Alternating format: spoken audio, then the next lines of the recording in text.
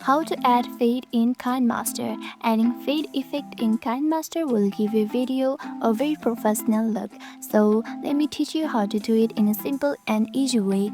First, open KineMaster and add your image or video where you want to add the fade effect. Once you add it, you can see the gear icon right here at the left. Tap on it. Once you tap on it, scroll down and you can see video right here. Tap on it. You can see video fade in, the start and video fade out. From here, simply toggle it on. Once you toggle it on, you can adjust it like this. Adjust it whichever way you want. Now once you adjust it, go back and preview your video. As you can see, the fade in effect and fade out effect has been added just like this in super easy way. And that's it. If you wanna add the fade in and fade out effect to your other videos, repeat the same process.